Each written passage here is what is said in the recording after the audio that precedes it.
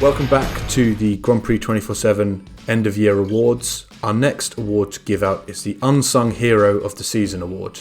Ben, who have you got? I've got to go with Andreas Seidel for this one. I just think he's the man behind basically everything great that's happening at McLaren. And while there's obviously no guarantees that will continue and there's a lot of competition in that midfield, I have a lot of confidence that McLaren's heading in the right direction. And I feel that's because of the culture that Seidel has brought to that team. As Paul said in the past, he's basically succeeded everywhere he's gone. I don't think McLaren's any different. He obviously had two strong drivers this year, a car which ultimately came third in the championship, which was fantastic. And as much as you want to give the props, and they deservedly so, to their drivers, Carlos Sainz and Lando Norris, I think Seidel deserves plenty of credit. No, I think that's a very shrewd pick, and I'm going along with similar lines to you, but let's hear Paul's call first. Andrew Seidel, big fan. I mean, my team is McLaren in the end, if I take off my professional hat. And I'm going to give it to Zak Brown.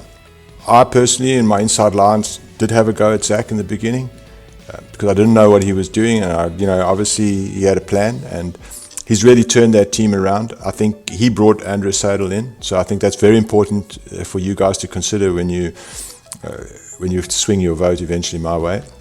But the thing about Zak is that the guy is super passionate. Do yourselves a favor, go look at the United Autosports, just Google it, and you'll see a latest article. You'll see the car collection that he has at United Autosports. This man oozes racing in his blood. And he came to McLaren under a lot of fire, and I really think he steadied the ship. I don't really know what's going on behind the scenes, but he's got a big cash injection for the sporting side of stuff. He's been sensible with I think he shot from the hip when he arrived, and he wanted to do Indy, this and that, but I think he's really calmed the waters down, and he's turning the McLaren ship around. And I think he's responsible for bringing the two drivers that we talked about there, Carlos and Lando, in the team. Andrew Seidel, I think really I'm going to give it to Zak. Okay, well, I'm going to make it a McLaren full house, but actually I'm going to go for a different person at McLaren, and I'm going to go for Carlos Sainz. Obviously, he had the big news that he was going to Ferrari at the start of the season, and that could have easily distracted him, especially given how bad things were going for Ferrari. And he didn't actually start the season well, and a lot of people, I think, thought that Lando would have the better of him, in his second year in Formula One with a bit more experience. But Sainz actually stamped his authority on Lando during the second half of the year. He picked up that second place, could have easily won in Monza. He finished the year, I think, with 7 consecutive points finishes. He ended up in 6th place, ahead of his teammate, ahead of Alex Albon in a Red Bull. I think it was just brilliant driving from him, just really consistent, always getting the maximum he could out of the car on race day.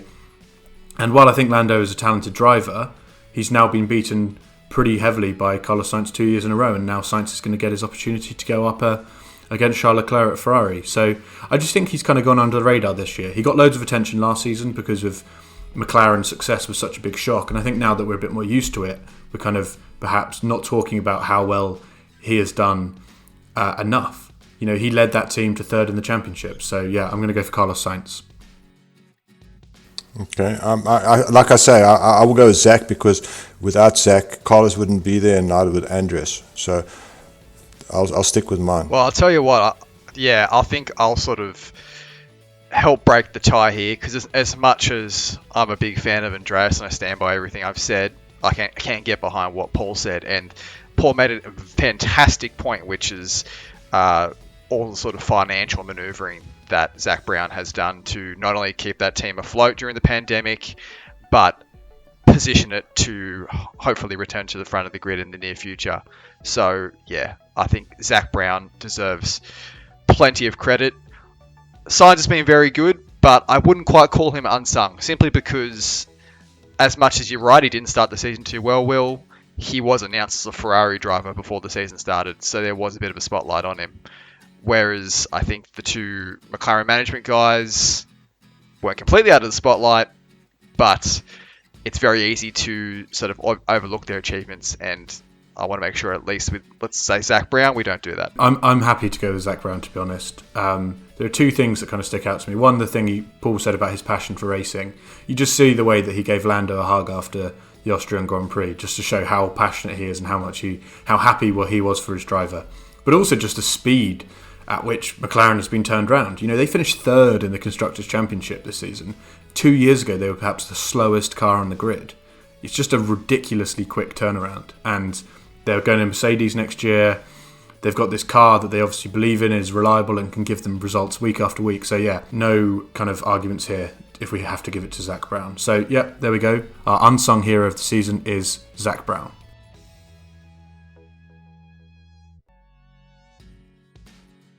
Our next award is a bit of a special one, something that we don't usually give out every season, but given the circumstances surrounding Romain Grosjean's crash at the Bahrain Grand Prix, we thought it was necessary to give a special Bravest of the Brave award to Dr. Ian Roberts for his role in saving Romain's life and ensuring that Formula One is a safer sport than it's ever been in the past.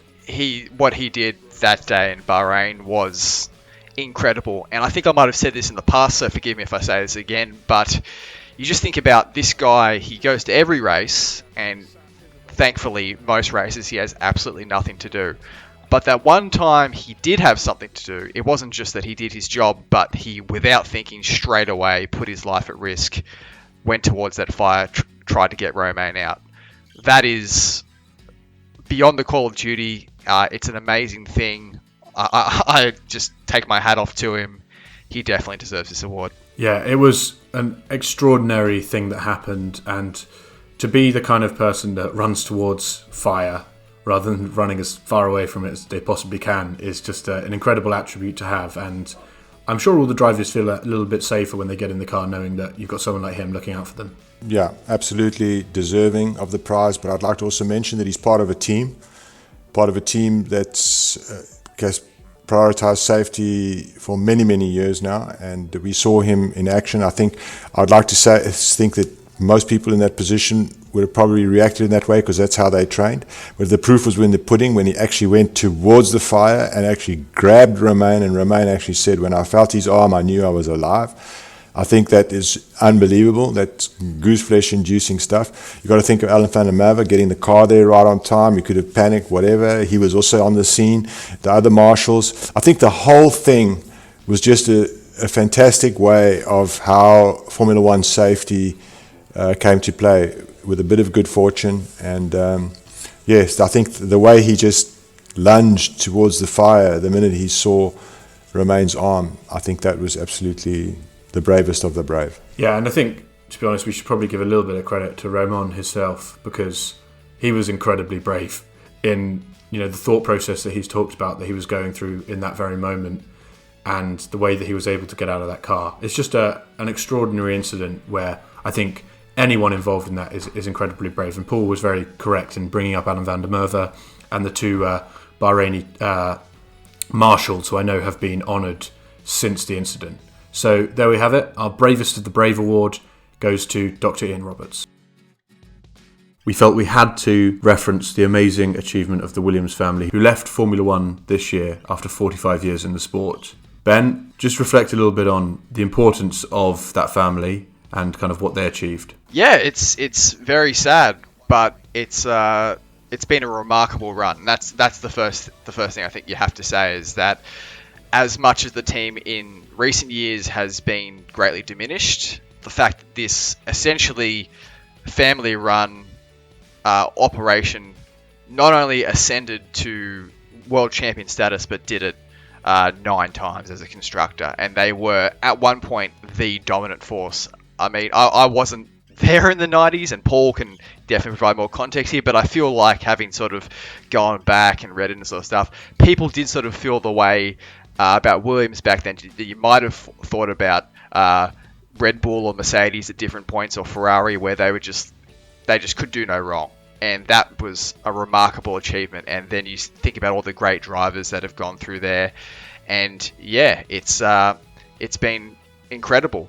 So unfortunately, the thing is that we've found in modern F1 is that a family-run organisation, just the money required, you cannot do that sort of family thing. You need this big backing, you need these sponsors, you need investment, which goes beyond just owning a racing team, and that's what's cost them in recent years. And hopefully the Williams name can get back to where it was with its new investors in Doralton Capital, but it will be very sad that it won't do it with the Williams family. Very, very sad for me.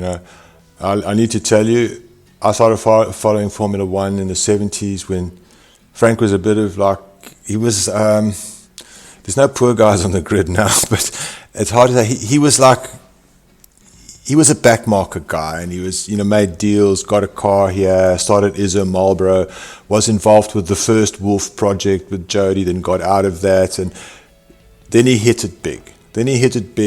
Around late 70s, and it was amazing to see a transformation of a guy who was perhaps like in terms of a level, there's no one like him anymore, but it's sort of a Eddie Jordan type of guy, but much more serious.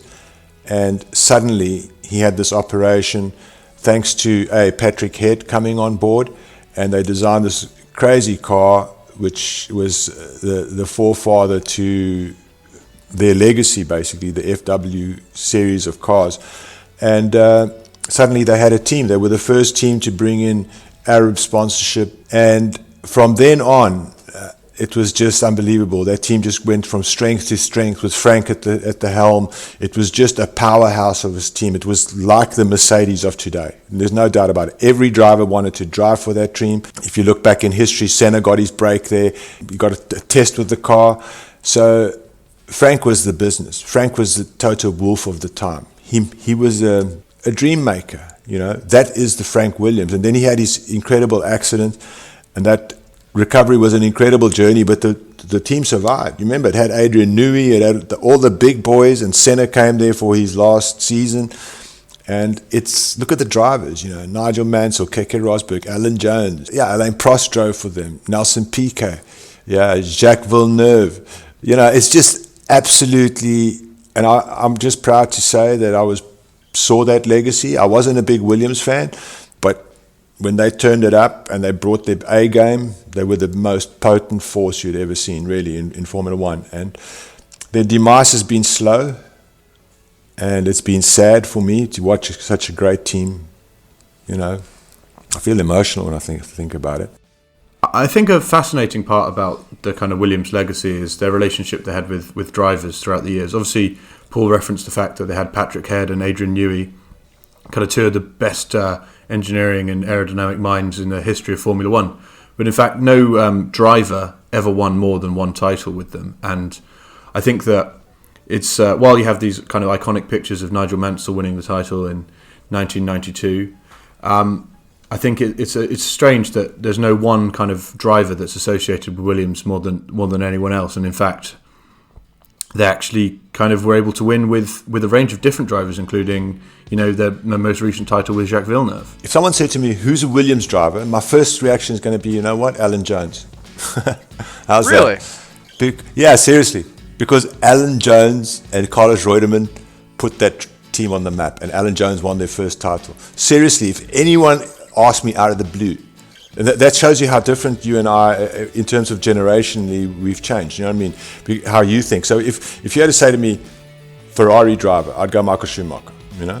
McLaren driver, Ayrton Senna. Williams driver, maybe Mansell. But what actually comes to me is, I say Jones. I say Jones because Jones actually put that team on the map. Alan put that team on the map. I think another fascinating thing to come out of Williams' unfortunate demise is the difficulty there is now in having a genuine privateer team. Do you think that maybe the introduction of a budget cap, do you think that's going to kind of bring it back towards the privateer teams? Because, we've now lost pretty much all of the independents that were previously on the grid. You would like to think so, but it's very difficult to know. I mean, even with the new budget cap, the budget is still $145 million. That's a lot of money for an individual to just cough up without any sort of corporate backing. But you would like to think that, I know it's not the only name on the grid. You've obviously got McLaren and Haas, even surnames of individuals. But Williams is definitely has this special place. It's the one that really has shied away from that corporate mentality. It would be nice if it kept some part of that even in this new era with Joelton, but whether that happens remains to be seen.